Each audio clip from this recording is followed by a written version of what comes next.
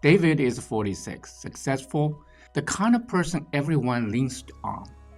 And for 2 years, quietly, he was drowning.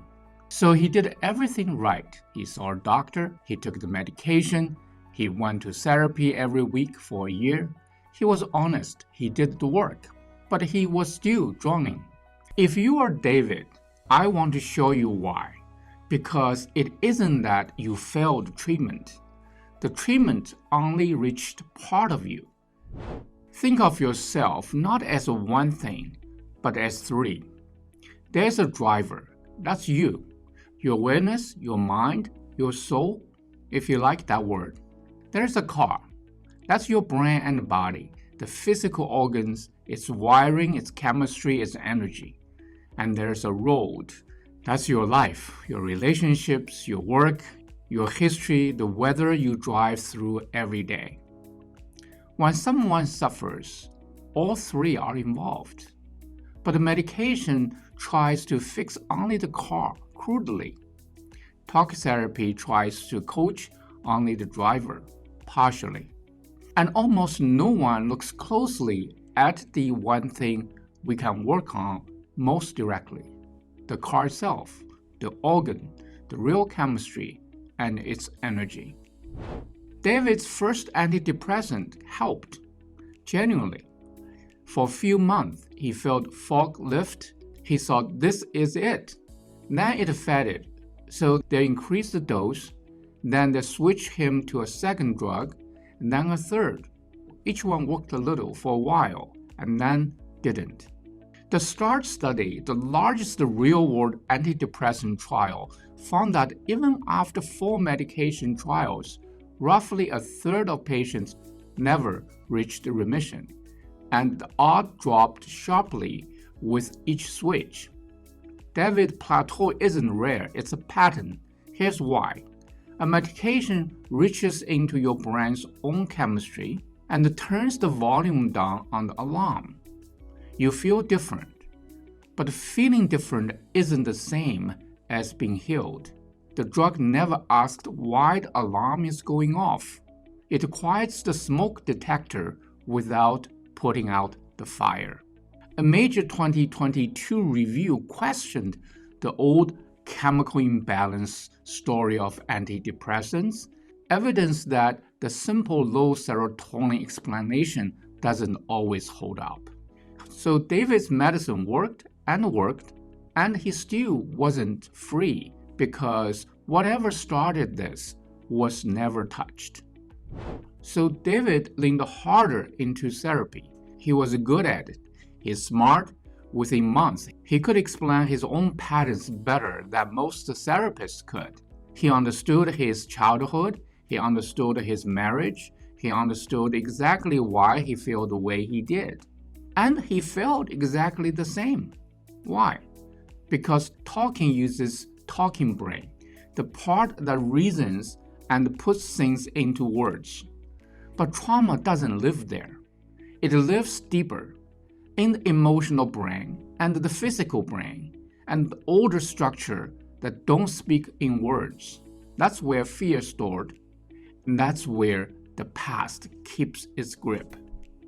This is why trauma specialists developed body-based approaches like EMDR, now a first-line PTSD treatment recommended by WHO, that reached the emotional brain more directly than talking alone often can. I personally like to incorporate the neuroemotional technique into psychodynamic therapy and cognitive behavior therapy. Talking knocked on the front door of David's mind, but the wound was downstairs, in a room language could barely reach. That's why the most insightful people, the ones who understand themselves better than anyone, still can't think their way out of what they feel. So, step back. David's drugs altered his chemistry without cause. His therapy reached his mind, but not the emotional brain where the wound was kept. What fell through the gap? The organ itself, the living brain, its real chemistry, its inflammation, its energy, the states of its sleep, the tone of its nervous system, the brain waves. Nobody had actually examined it. When David was finally assessed across 4 dimensions, the picture changed. His nervous system had been locked in thread for years. Chronic stress physiology no one had measured.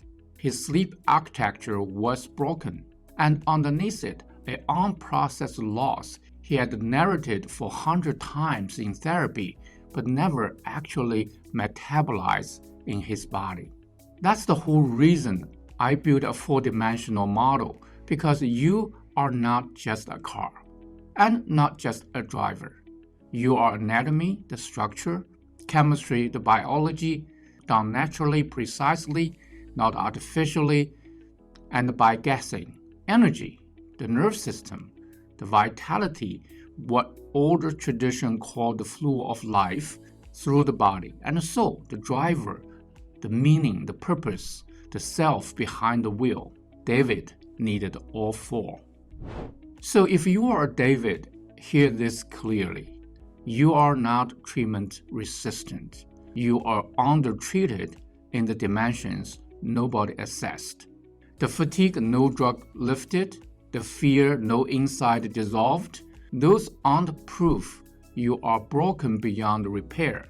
They are signs the work isn't finished because it never reached the whole system. The car can be tuned, really tuned, at the level of its own chemistry and energy. The driver can be trained, and even the road, your life. A good clinician helps you learn to read so you stop driving into the same ditch. That's not one treatment. That's an integration. And it starts with looking at all 4 dimensions instead of 1. If something here landed, here's where to go next.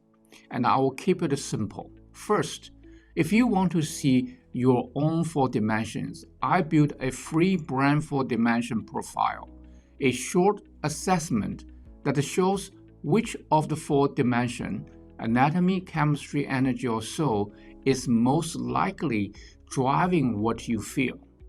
Start there. It's free. Link below.